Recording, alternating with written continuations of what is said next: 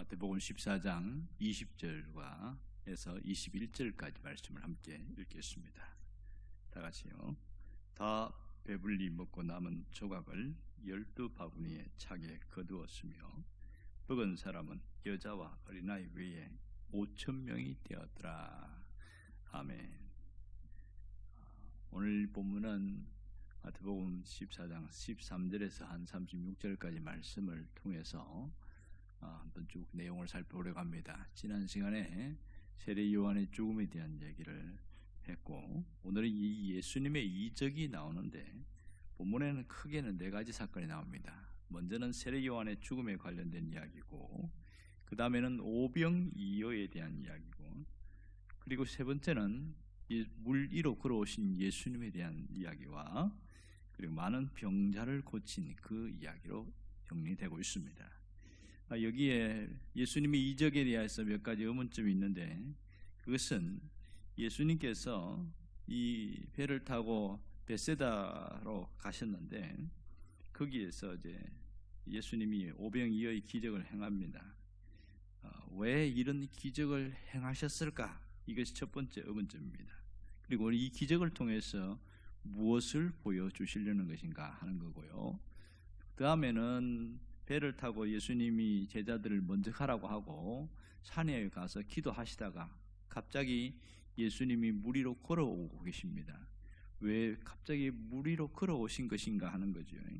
그리고 이 바람과 바다를 잔잔하게 했을 때에 제자들은 어떤 마음, 어떤 생각을 갖게 되었는가 하는 겁니다. 세 번째는 예수님이 수많은 병자들을 이제 고쳐주는데 게네사렛 지역에 왔을 때에 그때의 특이한 내용이 뭐냐면 이 많은 병자들이 예수님의 옷에 손만이라도 대게 해달라고 그렇게 얘기합니다. 그리고 예수님의 손에 대게 허락했더니 손댄 사람들은 다 나았더라 이렇게 이야기합니다. 옷에 무슨 신비한 능력이 있기에 어떻게 옷에 손만 대도 다 나을 수 있는가, 이런 생각을 하게 되어집니다. 자, 오늘 이 예수님이 보여준 이적을 통해서 말씀하시는 건 딱 한 가지입니다. 예수님이 누구신가 하는 것을 보여주는 겁니다. 예수님은 자연과 바다 모든 것을 다스리시는 하나님이라는 사실을 물 위로 걸어오시고 풍랑을 잔잔하게 한 것을 통해서 보여주셨습니다. 또 하나는 예수님이 왕으로 오신 분인 것을 증거하고 있습니다. 그러니까 예수님은 왕으로 오신 메시아다, 이렇게 정의될 수가 있는 것이지요. 그래서 하신 일이 뭡니까? 3가지를 해봅시다. 하나는 오병이어의 기적을 잘 보십시오. 이 오병이어의 기적을 통해서 뭘 얘기하고 있습니까? 주님은 모든 필요를 채워주시는 공급자라는 사실입니다.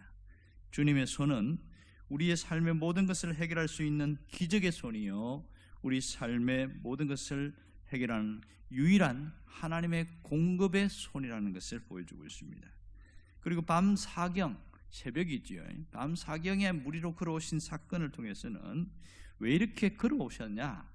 그것은 제자들이 오도 가도 못하고 풍랑 속에 갇혀서 꼼짝도 못하고 있는 것을 보시고 그들의 고통을 보셨기 때문에 직접 물 위로 걸어오시게 된 겁니다.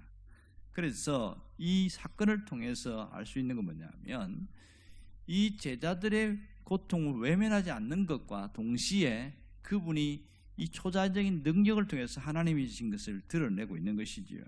결국 이들에 보면 바다 위로 걸어와서 바람과 바다를 잔잔케 한 사건을 통해서 이 사람들이 하나님의 아들이다 이렇게 믿었다고 성경은 이야기합니다.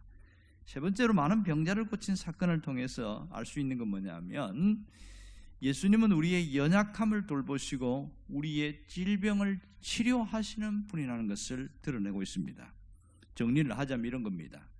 신앙생활을 제대로 하려면 예수님이 누구신지를 분명히 알아야 한다는 것이고요, 또한 머리로 믿지 말고 가슴으로 믿고 신앙 고백이 분명해야 된다는 겁니다. 예수님에 대한 신앙 고백이 확실한 사람은 힘들어할 수는 있어도 신앙 자체는 무너지지 않습니다. 예수를 믿는 사람들이 갖고 있는 딜레마가 있습니다.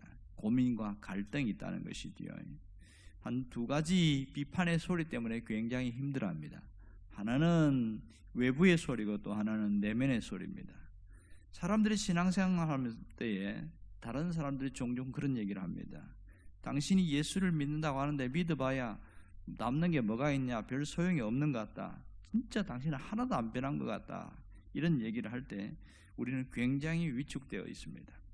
뭔가 달라지는 구석이 좀 있어야 되는 거 아니냐, 이러면서 따지고 들 때는 할 말이 없게 되는 것이죠. 실상 예수를 믿는데 왜 안 변하느냐, 그것은 그들의 비판의 목소리뿐만 아니라 우리 내면에서도 고민이 생기는 겁니다. 진짜 믿으면 뭔가 달라져야 되는데 교회는 열심히 다녔는데 안 달라지는 것 때문에 힘들어하는 경우가 있습니다. 또 하나는 내면의 비판의 소리는 뭐냐면 신앙에 대한 회의감입니다. 내 삶의 문제가 해결 안 되고 열심히 내가 노력하고 또 기도도 하는데 점점 삶은 꼬이고 어려워지게 될 때마다 고민을 하게 되어집니다. 신앙의 회의감이 깊어지면 무슨 생각이 드냐면 과연 하나님은 살아계시는 것인가? 왜 하나님은 내가 이렇게 살도록 내버려 두시는 건가? 지금까지 내가 믿은 게 헛믿은 게 아닌가 하는 그런 생각을 갖게 되어집니다. 여러분, 우리가 신앙생활할 때 정말 제대로 하려고 하면 꼭 기억해야 될 게 뭐냐면 신앙의 기본기입니다. 신앙의 기본기부터 틀어지기 시작하면 그 사람은 신앙생활이 제대로 될 수가 없습니다. 기본기가 뭐냐? 바른 신앙 고백입니다. 신앙 고백이라는 것은 내 마음에 예수님을 나의 구원자, 나의 주인으로 모셔드리는 겁니다. 예수님이 주인된 삶, 인생의 주인이 되고 내 삶의 주인이 되는 이것이 바른 신앙 고백입니다. 분명한 것은 신앙 고백은 엄청난 변화요, 영적인 대혁명입니다. 한 사람이 제대로 예수를 믿는다는 것은 혁명적 사건인 것은 맞습니다. 그러면 예수를 믿으면 왜 안 바뀌냐? 이것을 해결해야 됩니다. 분명한 것은 예수 안에서 사람은 바뀝니다. 주 안에서 사람은 바뀌게 되어 있습니다. 많은 그리스도인들이 변화를 믿지 못합니다. 그래서 생긴 말이 믿어봐야 그 성질 못 버려, 안 변해, 이렇게 하는 것이 아주 팽배해 있습니다.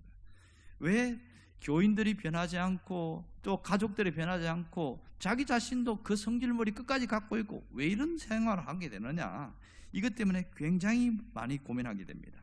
도대체 사람이 어떻게 변할 수 있느냐, 이것은 우리가 내가 뭔가 변하려고 한다고 해서 달라지는 게 아니라는 사실입니다. 중요한 것은 주님과 함께 할 때에 사람은 변하게 되어 있습니다.